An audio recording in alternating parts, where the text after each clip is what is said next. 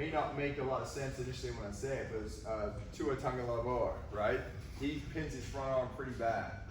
It's very, very strong, okay? Very strong, right? But you'll see him do this a lot. He's the left-hander? Yeah. So you'll get kind of this look in him a lot, right? Now, he's super talented and he overcomes a lot of, there we go. So for any of us, no offense, I don't know if we've got any Tua strength guys here right now, right? You might end up being like that, but that guy is a man-child, okay? But that doesn't mean what he's doing is right. There's a better way to do it, okay? There's a much better way to do it. He's just getting by on talent, and it'll catch up at some point. It may have some throws. Essentially, it's somewhat symmetrical with the back arm, so as we start, right, we'll get into 2 horizontal L's. You'll kind of flash the tricep, and as this goes up into the vertical L, so does the front arm. And then that's when the front arm stops, right? We want to put, so the axis of rotation is the left side of the body when we throw, okay? It's not the center. We rotate around the left side. I can say left side because we're all right-hand quarterbacks in here, okay?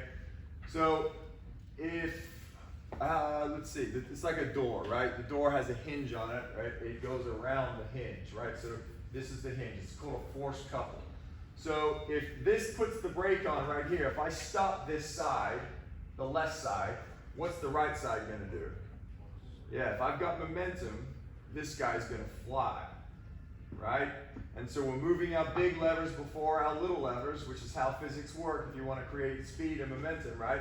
So I put the brake on right here. When this stops, what's this going to do? It goes fast, right? It goes fast. If this keeps going, what's this going to do? It's going to slow it down relative to the speed, and it's going to keep going as well. So you have less control if you're still moving the off arm. Does that make sense? So it's like a brace, right? I run into a wall, and that allows me to stop and extend. Okay, the best visual example of this is Tom Brady, right? You've seen him with his funky lead arm finish position, everyone? That should resonate. If you don't know what that looks like, you probably haven't watched enough football. But that guy's lead arm, so we want to keep it close to center of mass, the hand close to center of mass, right? So what we teach is central, chin position, right? You can even play further this direction. The angles will match. These guys match all the time. So if we get this, right, that's an inconsistent throw path. We don't want the hand outside the frame of the body. If you throw the ball well and you're already doing that, you'll throw it better by not doing that. It's going to take thought, it's going to take time, it's going to take reps. Yeah, all right? So it should finish and stabilize out in front. Now if we pull it in to the body, so we pull it this way, okay, we don't want to do that. We want to work to it. I'm going to throw it.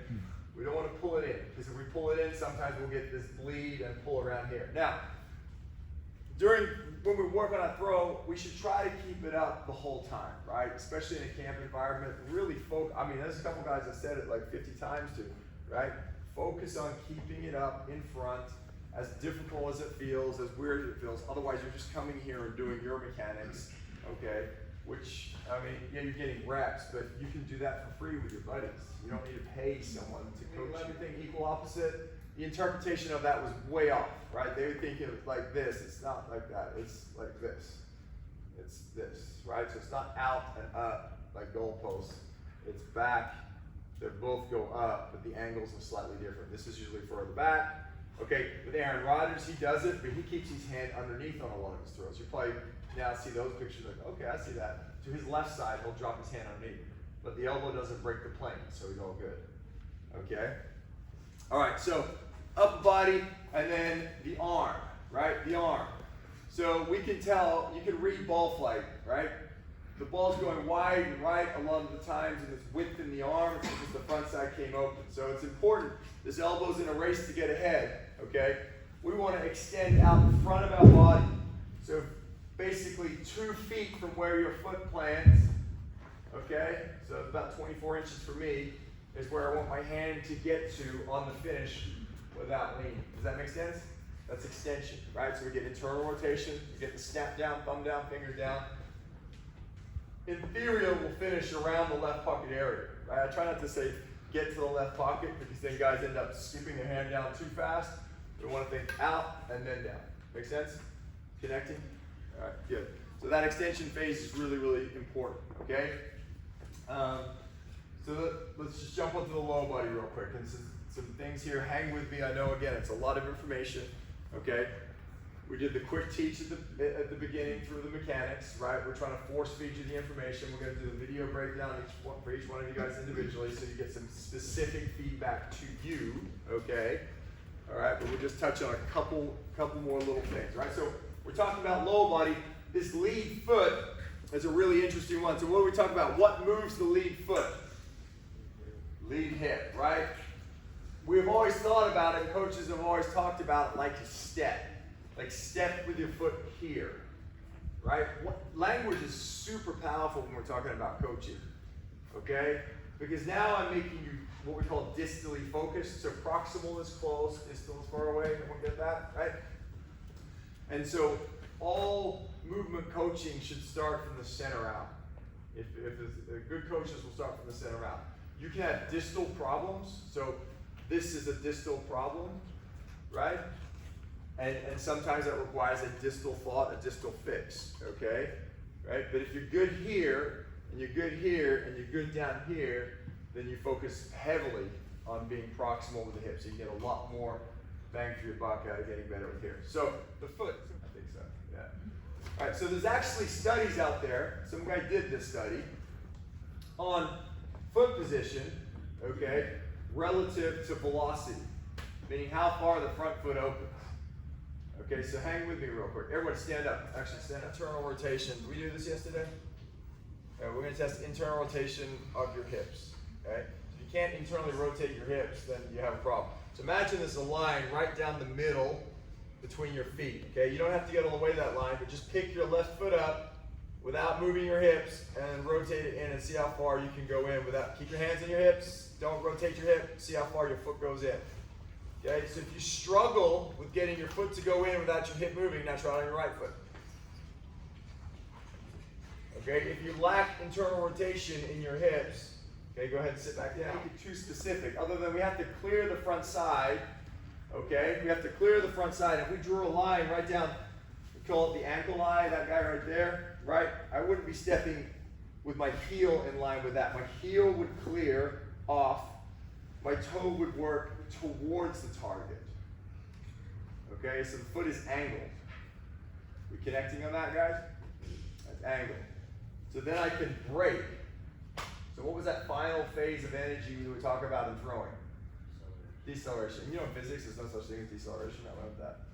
It's actually everything's acceleration. Just acceleration in reverse. And we pivot the front foot.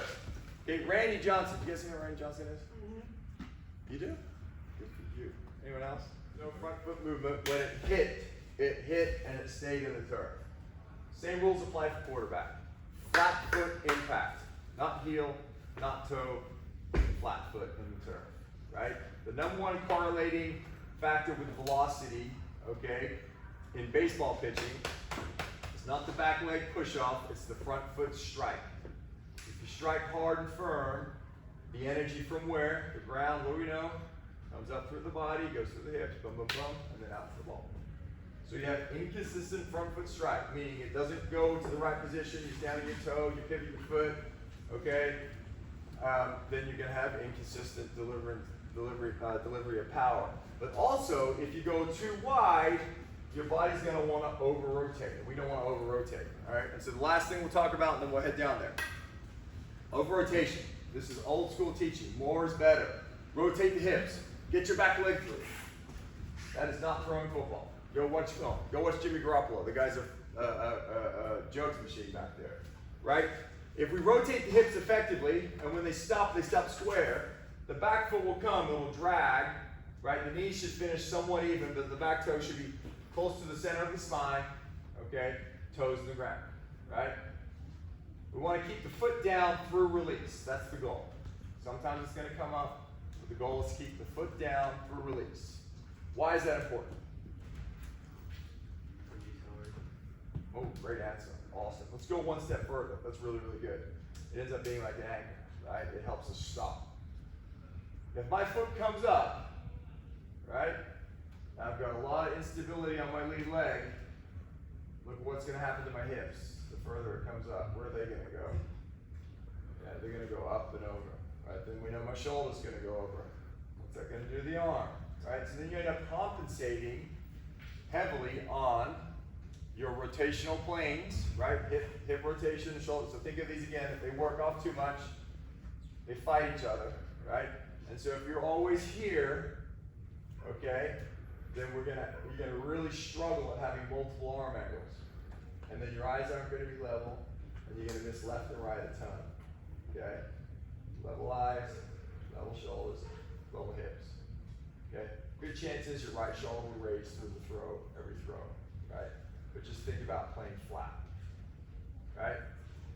Rotation, just think of it. 2 feet on the ground and 1 foot on the ground. If I could drive through here longer, then I'm in the turf longer, which gives me more consistency and more power. Okay, and then it's a fantastic coaching cue for you at the end of your throw to see, hey, did I over-rotate my hips? Meaning, if my hips keep moving, right? How many of you guys have ran your bike into a curb? What happens to you when you do that? You go with the front, right? So my hips stop, bump. Left side stops, bump. This goes fast. Hips keep moving. The trunk doesn't have anything to grab onto, right? If this is still rotating, then this has to still rotate. Then now you're dealing with over-rotation in the throat.